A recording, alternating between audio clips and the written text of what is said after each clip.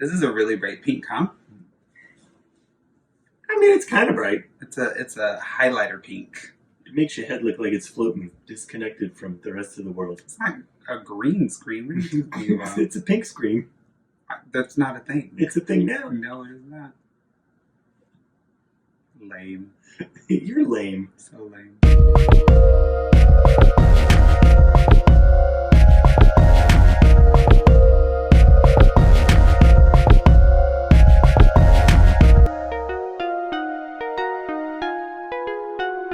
Hi everyone, and welcome to another episode of Relationshit, our weekly after show about our podcast, Relationshit. We are your hosts, the Fratellis. I am Marko. And I'm Tony. And it is another Woot Woot Wednesday for y'all bitches. And one of us still has a beard.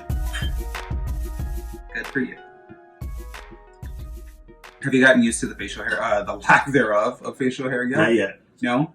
No, you look like a different person. Do I? Mm-hmm. I feel like I look like me from like 10 years ago. I still love you. Well, good. That's all that matters then, right? What another wonderful Wednesday, everyone. Thank you so much for listening to the podcast. We're going to assume that you've already listened to it. And You that's did. The reason why you're We here. know you did.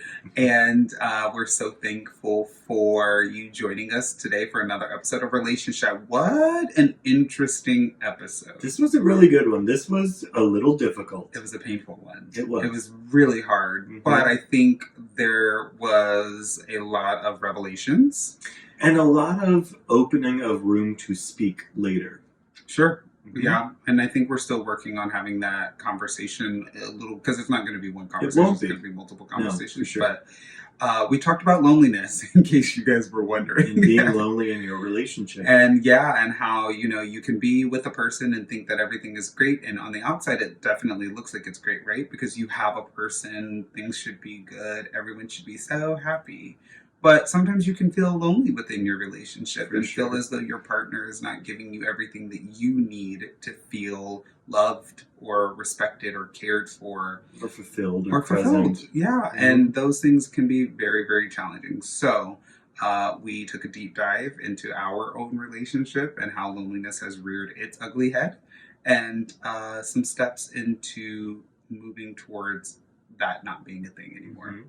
And it was very eye-opening. And just being okay with feeling that way. Absolutely. Mm-hmm. And I absolutely loved it. So, that being said, we have some additional conversation surrounding the topic. Of course, Tony and I went to our favorite website, Psychology Today, and read an amazing article by Andrea Pollard. She's a psychiatric SID. I don't know what that means. But her article written in 2018 is on the 5 ways to overcome loneliness in a relationship. Doctorate of Psychology. That's what I said. And so she begins the article by saying, while alone time can be a welcome break from the noise of life, a truly wonderful chance to recuperate and concentrate, loneliness is always a downer. We can rationalize away loneliness when we are indeed alone. It seems to be a grounded response. There might even be hope for the future. On the other hand, feeling lonely in the presence of a life partner is the type of loneliness experienced in underground dungeons where tomorrow makes little sense. Yikes.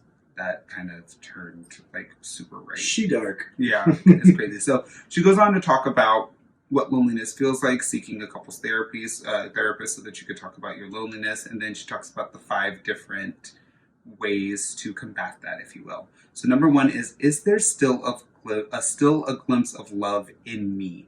She goes on to challenge you, the listener, or the person experiencing the loneliness, to essentially write a love letter.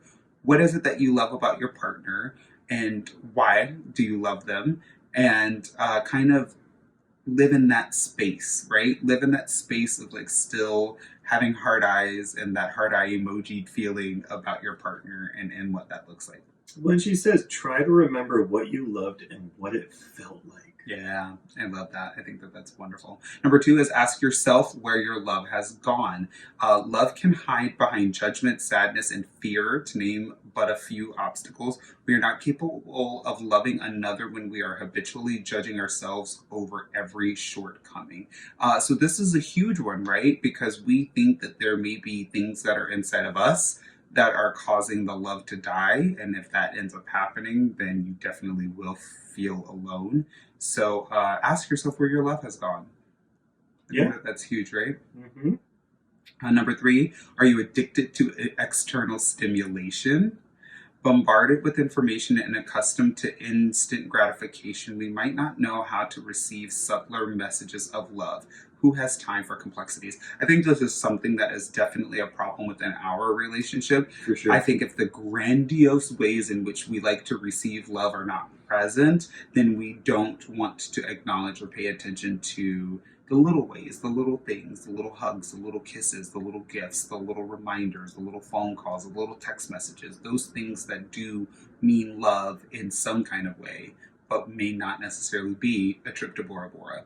Well, it's also talking about, like, so addicted to external stimulation, the opposite of that is giving yourself fuel by internal stimulation. Like, just feel love because you know you love your partner and your partner loves you. Don't wait for things to happen. Sure. Mm-hmm. Absolutely. Number 4 is do not feel guilty about feeling lonely. I think that is a huge one as well. It says it is common to blame oneself for one's loneliness. I've heard countless times how nobody owes you anything and you should not feel lonely when the universe gives you so much. And those are true, right? Like, we should always think about those things. You mentioned in the episode struggling with feeling okay with feeling lonely. Yeah, yeah. And, don't let yourself be shamed for your honest experience. Loneliness is an enormous cultural issue, and you have every right to address it within your relationship. So that's huge. And then the last one, number 5. Let your partner know how lonely you feel. It's bad enough to feel lonely in your relationship. As long as there is no abusive behavior, do not hide your loneliness from yourself or your partner. It is crucial information. You shouldn't experience it by yourself ever. And if it is something that is going on, you should definitely make it very known to your partner so that hopefully, fingers crossed, they care enough to be able to try to fix it in some way, shape, and or form. Well, and it's the cornerstone of all good relationships, like we've said constantly, communication. Absolutely. You should consistently be doing that. So please. I thought this was a really great article and definitely eye-opening, and it felt better. I feel better. I feel lighter. See, I have no facial hair. Just my experiencing it and being able to say it out loud. It was good. So that was good. That's going to do it for this week's episode of Relationshit. Thank you for watching as we've talked more about this week's topic from the podcast. Make sure you visit our website, podrelationshit.com, for more relationship content and information about the podcast. And while you're there, fill out our listener situation or email us at relationshitquestions@gmail.com. Once a month, Tony and I will answer your questions on the podcast and do our very best to give some guidance. And if you're not a Patreon member already, head to patreon.com/podrelationship and start donating today. Your donations will give you early access to the podcast and even give you behind-the-scenes interviews with our weekly guests. And don't forget to visit Paraso-USA.com today for all your shave and beard needs. Use promo code Relationshit20 at checkout and get 20% off your favorite shaving creams, aftershaves, or beard oils and washes so you can look and feel like the Gratellis. Be sure to hop on Twitter, Facebook, and Instagram to continue the conversation. We are at Pod Relationshit on all those platforms. Have a wonderful rest of your week. I always mess that up. Yeah, you do. We love you all. Bye. Toodle.